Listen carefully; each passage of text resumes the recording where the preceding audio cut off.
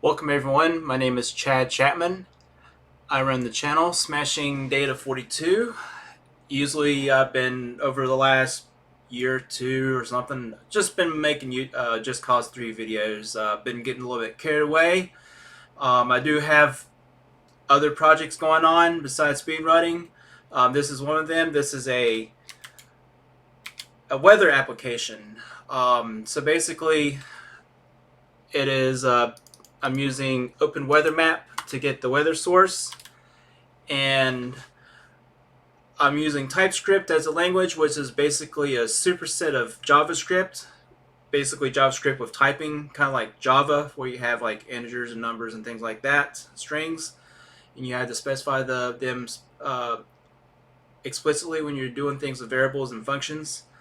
So I have things set up where I'm able to, on my home screen, I'm able to switch between metric and imperial. I can go to other pages. I just have the scaffolding up, so content will be coming soon. But if I set the units, go over to another page, I have the properties and all the hooks set up to where it's automatically detected that I'm using metric here. Slider should be on the right. Show imperial unit stuff. So how does all this happen? So it's simple, I guess. Not really. There's a lot of work going on. So I use a source called Open Weather Map, and you use something called an API key to get your data. And in order to get certain tiers of data, you got to pay for it. And what if your secret key that you use, your API key that you use to get your data that's associated with the account, gets compromised? So I came up with a good solution after doing some research. So if you look over here, this is the weather app, the React weather app. This is another project called Weather API Server. This is a Node.JS application that's running while I'm using my weather app. And you see this environmental variable file, that .env file. That is where some of my configuration is located, including my key. I'm not going to click on it, but if you go on the sample here, you'll see where you can kind of enter your information. If you were to clone this project and use it on your own, I will have links to these projects in the description below. So let's hide this. So what happens is, let's say you start your application and this is your main thing. This is kind of like the main method in Java. The first thing that happens when your application starts up from index.html, it goes right into here. And the first things we want to do after some imports is to do a try and catch. So we have a weather object for an instance of a weather class, and I have some functions for getting the locality information. And this is for my free tier data. This is one of the tiers available from Open Weather Map. So I go into here, I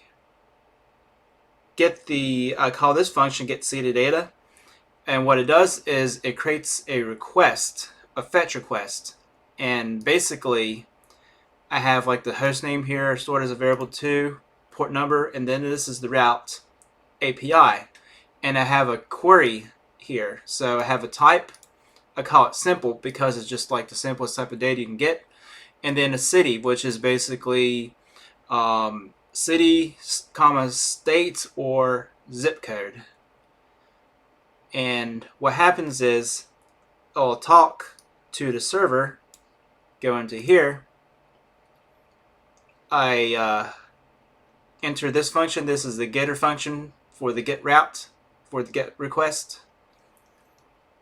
I parse out some information.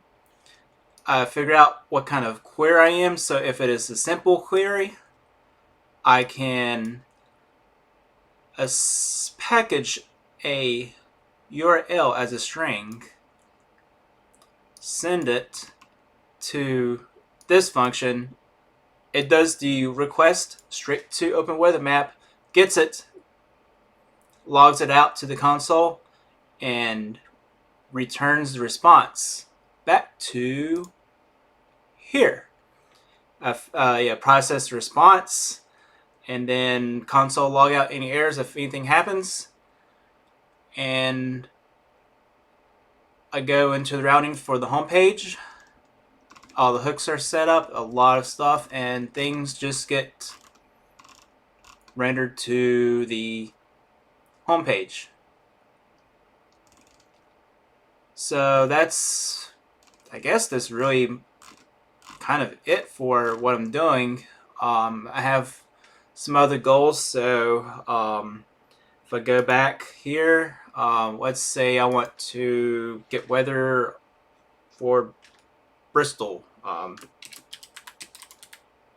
Bristol.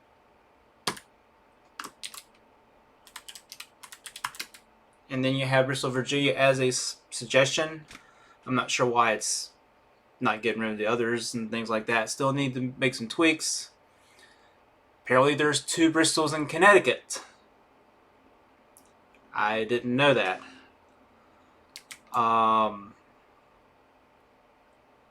Let's see what else here. I do plan to have some other things. One of the things I plan to do is I want to have like a variable background.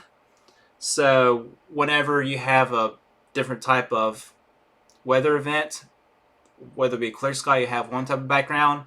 Snow, you'll have a different background. Still trying to figure out how to get that set up. Good thing I have VPN, so I can kind of just hop around and get information about weather in other places, because I haven't gotten search set up, so I can actually begin to do that. Is there anything else I'm missing here? So both of these applications will be on GitHub. The API server does have some instructions which are really good. The other app, the React Weather app, the MV file, do have a config for a local host. You can set that. I need to set up and update the instructions for cloning the this application so people can kind of play around with it. So I think that's basically it. So if you're one of those people who are working on this type of thing, or if you happen to work with OpenWeatherMap and you want to collaborate, and maybe I can actually expand support for some other things, maybe tiers that I don't even have. And if you're willing to test it and you have that type of subscription, just send me over the query type information. I'll see if I can have that set up and tested for you. I guess that's it for this video. If you want to learn more about the progress of this project, probably just making little incremental videos about progress. Just come back and see what I got. Until then, see you next time. Peace.